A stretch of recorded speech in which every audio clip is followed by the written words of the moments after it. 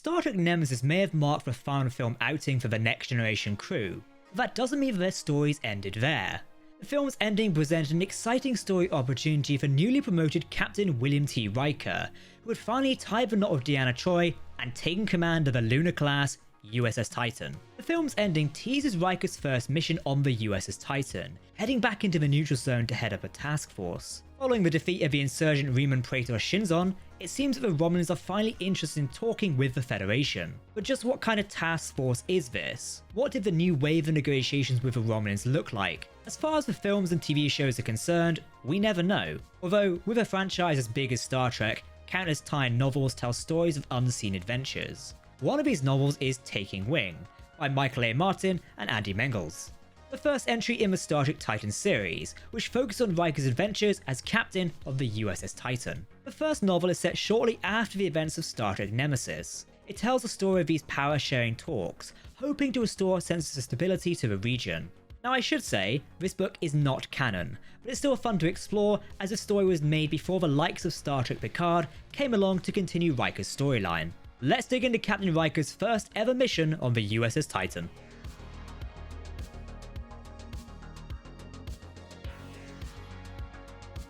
Welcome to Trek Central, I'm your host Captain Jack. Before we do warp into this video, make sure to hit that subscribe button to never miss a video from the team here at Trek Central. This video is currently a new experiment for us and we would really like to know what you think of it. We've got plenty more books to dive into and recap. You can also follow Trek Central on social media for daily updates on the Star Trek universe, so let us know what you think via one of our many social accounts. As always, please let us know your thoughts in the comment section below. If you're talking about Star Trek, we want to hear about it. Okay? Engage. Before unpacking the novel, it's essential to do a bit of scene setting. The book picks up almost immediately after Star Trek Nemesis ends. Riker has just formally taken command of a Titan and set a journey back to the neutral zone. Meanwhile, the Romulan Star Empire is in ruins. In taking power, Shinzon murdered the Romulan Senate. Not only was it a violent insurrection, but it was also a failed one. After a fight with the USS Enterprise E, Shinzon's scimitar ship was destroyed. Shinzon, who was already dying, was killed in the ensuing blast. This creates a power vacuum with no line of succession.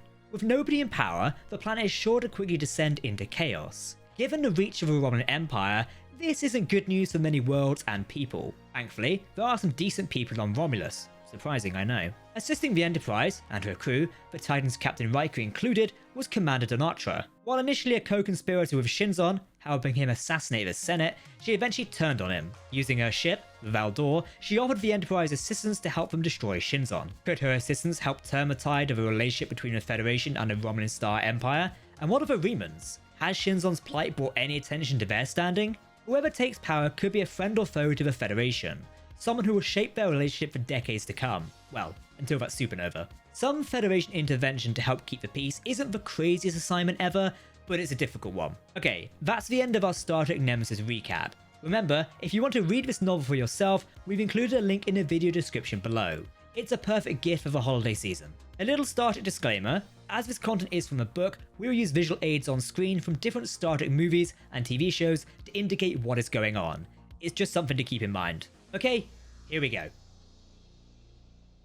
The ending of Star Trek Nemesis gives all viewers the impression that immediately after the movie ends, Riker's jumping aboard and warping towards the neutral zone as fast as he can. Either the opening of the book plays with a bit of a time jump after the Enterprise battle with Scimitar, or there's more to this than meets the eye, because the book plays off as if the Titan isn't equipped for the task, with bits of it still being assembled and key crew members missing or unaccounted for. Still, Captain Riker is excited about the road ahead. He's worried, wanting to make a good first impression and knowing he's living at the start of a new age of history. Federation is just at the end of a decade-long conflict, with the end of a Dominion War. The possibilities are endless. The power vacuum created by the Romulan Senate and Shinzon's collapse marks a substantial shift in intergalactic politics. So, assembling a crew is up to the task, Riker is heading for a win for diversity with the most varied, multi-species crew in Starfleet history. Outside of Captain Riker, his wife Deanna Troi as our chief diplomatic officer and counselor, Commander Christine Vale, who briefly served as tactical officer aboard the Enterprise E, has taken the first officer post. The first officer post was also offered to both Worf and Geordi LaForge,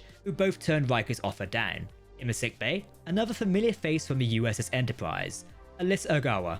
She occupies a similar nursing post to her previous one. Meanwhile, Dr. Shenti Yasek Eres-Ri, a member of the Pakwatan species, is the ship's medical officer. Speaking of familiar faces, Melora Pazla, an Elysian, is the head of stellar cartography.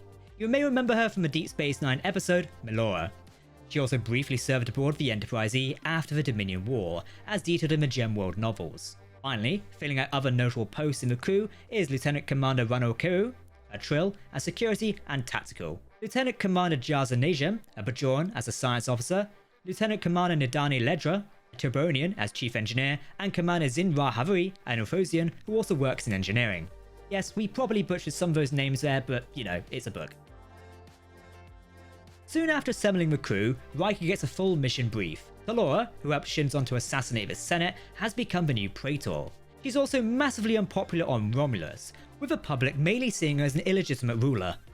She has requested dialogue with the Federation, a job that the USS Titan has taken up, leading a diplomatic and humanitarian convoy helping the Romulans rebuild. It's expected that a convoy of ships will be greeted by Romulan forces in the neutral zone, will then be escorted to the Romulan homeworld of Romulus. Their aim is to alleviate the social and political chaos sweeping the Empire and facilitate power-sharing talks between opposing factions. Those factions are a group of former senatorial backers, an influential group of warhawks, and staunch Federation enemies led by Pardek. There's also a Romulan military, with allied Deanna in a co-leadership role with Saran. As always, the Romulan Black Ops, the Tel Shiar, are nearby, led by Rehek. There's also a group of newly emancipated Remans following the uprisings of Star Trek Nemesis, led by Colonel Zumek, who expects to accomplish social change. Lastly, there's a reunification squad being led by Mr. Spock, an underground countercultural group that has gone dark. A Federation operative on the inside, later revealed to be Star Trek Voyager's own Tuvok, has gone quiet since the Senate assassination. Although with the recent death of Data, Troi's trauma from a psychic attack, and this as being the Titan's maiden voyage, it's anything but smooth sailing. Given this is Riker's first full mission in command of a starship, the stakes couldn't be any higher. Thankfully, he's joined by Admiral Akar, who has a history of Tuvok on board the USS Excelsior. He's brought Vulcan officers Tisavek, Tyrell, and Sorok on board, all experts in Romulan sociology. Surprisingly, the convoy with Riker does not involve Federation starships. Instead, he is joined by 3 Vulture-class Klingon cruisers, because clearly things weren't quite tense enough. Together, the 4 ships make their way to the neutral zone. Riker also briefly discusses with Praetor Talora, who wants an initial meeting without Reman or pro-unification delegates. He catches himself wishing that Spock would join him on Romulus with these talks, as being such a legendary figure, who could blame him? Especially considering that Talora's second in command is revealed to be Tomalak, yes, the same one who has taunted Captain Picard on many occasions during Star Trek The Next Generation. You forced the situation. I will not leave without him. He's dead. Then he is but the first to fall, Picard. As the book does intermittently, now is probably a good time to talk about Tuvok, who's currently undercover on Romulus. He was initially assigned to bring Spock back to Earth, although following the assassination of the Senate and the ensuing chaos, he finds himself in a Romulan prison. It was honestly pretty cool having the novel open before the start of Nemesis and giving the reader another perspective on the film's violent opening. After eating some gross insects in a prison cell, he finds himself wasting away in. He thinks back to some past meetings with Mr. Spock. He also mentions the game of Calto, turning into a metaphor for Romulan and Vulcan reunification. The sequence ends with Reman legend, Maloric, who also found himself in prison, agreeing to try and free Tuvok after realizing his intentions. Meanwhile, back at the Romulan capital of Key Baratan, there's political intrigue and power talks. Although before long, Pardek, the guy leading the senatorial Warhawks, has his throat slit by Torath, an operative of the Tel Shiar, who pledges to support Talora as Praetor, if only to keep a sense of stability. While disappointed in the news, Commander Deanna finds herself unsurprised in the Romulan dealings when she gets the news aboard her own ship. It's an excellent midpoint chapter that opens up a lovely insight into Deanna's state of mind, pondering the state of the Romulan Star Empire. She finds herself ready to take it back, by force if necessary, and restore the honour that both Shinzon and Talora have, in her eyes, squandered. Also, as lovely as she is to the Federation following the battle with Scimitar, there is a lingering worry that the Klingons and Federation would seize the moment should the Empire descend into civil war.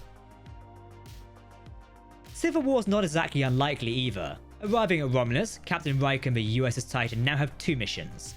Facilitate talks at Key Baratan and rescue Tuvok by any means necessary. The first one mostly goes off with a few hitches as possible. Riker, Troi, and a small landing of glorified red shirts beam down, meeting Deanna Troi and so on at the capital of Key Baratan. There, they have a tense meeting of Praetor Talora and Tomahawk. It's here that everyone is informed of Pardek's death, and everyone suspects one another. While the fact that we know that Iswatel Shah ruins a bit of the intrigue, it does show just how tense a lot of these relationships are. The second one is where a lot of trouble lies. There was a massive prison uprising, with Tuvok and the Reman prisoners overwhelming the guards.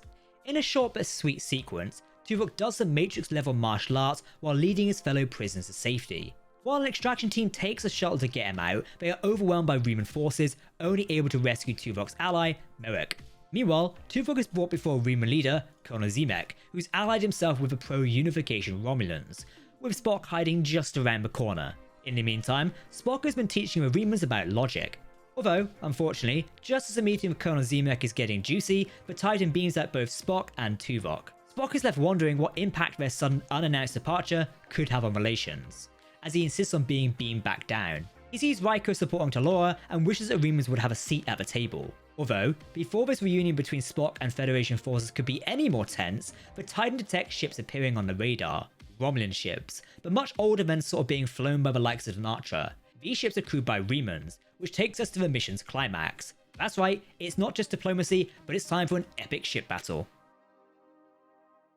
Reman forces find themselves demanding the constant of Vilavora on Romulus, which to put it in Earth terms is basically the equivalent of Greenland. They descend onto Romulus with Deanna Troi trying to prevent them from turning Key Baratan into a crater.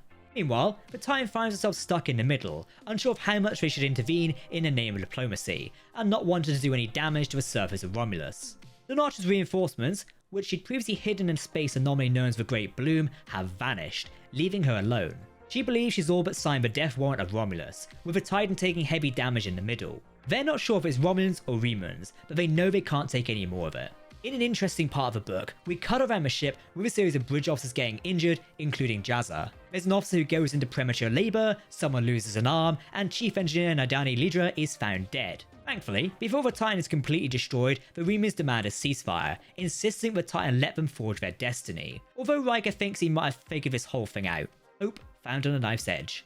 After a quick discussion with the Klingon forces in the convoy, Remus becomes a temporary protected colony of the Klingon Empire, not the Federation. This helps bring the Remans to working, self-sufficient order, with a bonus for keeping the Federation out of the region's space that they're not all too welcome in. It offers a temporary end to hostilities. Admiral Lekar is proud of Riker's quick problem-solving abilities and ability to think independently. While he previously came to end Federation support for reunification formally, the agenda is now back on the table, with him also pledging to support Riker's Reman peace plan when the Titan arrives back on Earth. Finishing up, Colonel Merrick, who is still in sickbay, asks Deanna Troi for political asylum. She guarantees him a fair hearing and mentions that the experience has improved her perception of the Reman people. All's well that ends well, right? Or at the very least okay. Some semblance of peace has been temporarily achieved in the region, all thanks to Captain Riker's diplomacy and ingenuity, using everything and everyone at his disposal. Losses aside, it's safe to say him and the Federation won the day, but Riker's not quite done in Romulan space just yet. Remember the disappearing ships from earlier? Commander Deanna Troi contacts Riker about them, theorizing the ships vanished beyond the event horizon of a subspace anomaly. She's determined to investigate them anyway, regardless of what Riker plans to do. In the interest of building on their rocky friendship, he orders course with Sister, at least as far as the anomaly itself. Surely, with just the pages of a book left to go, this is a great idea that things are going to end amazingly. I mean, nothing bad ever happens when characters suddenly start doing new stuff after the main plot of a book ends. As soon as the Titan touches the anomaly, the ship rocks. In a similar vein to the USS Voyager in the Badlands, the Titan is thrown across the galaxy, some 210,000 light years away from where it was, in a totally uncharted region of space. Outside the Milky Way galaxy, landing in a Magellanic cloud. The only people with any idea of where they are, Admiral Lekar and Tuvok, who have both encountered a group known as the Niall before. For now, the Titan is left stranded in space, journeying through truly unfamiliar and alien stars, where anyone or anything can be lurking nearby. What awaits them in the cloud, who they are, and what has to do with Tuvok's past are stories for another day, because we're in another book and that means another video. So, that was Captain Riker's first mission on the USS Titan. Assembling a crew, adapting everything and everyone around them to their highest potential, brokering peace with diplomatic skills that would put Captain Picard to shame, adapting to loss and dealing with admirals who aren't immediately helpful. To the surprise of nobody, he's got all the markings of a great captain who will rise to the challenges of the occasion. Not only that, but we're also properly introduced to the USS Titan's crew. While it sometimes feels like it was distracting from the main plot, there's a lot of emphasis on the domestic life of the people on board the Titan, and the relationships between them. It helps to flesh them out and give them a downtime that any other Star Trek crew had. By the novel's end, you feel like you know these characters and want to see more of their adventures unfold. I think this was only the start of the Titan's adventure, with Riker having many more years in the captain's chair ahead of him. Let us know in the comments if you enjoyed this new type of video. We've got a bulk load of Star Trek books to recap and go through. Of course, we always encourage you to read them for yourself for the full experience. Therefore, make sure to click the link in the video description to check out the book. If you want to keep up to date on the latest Star Trek news, lore and more, then make sure to hit that subscribe button to never miss a video from the team here at Trek Central. You can also follow us on social media or join our community Discord server. For now, I've been Captain Jack, thanks for watching and we'll see you next time. Live long and prosper my friends, goodbye.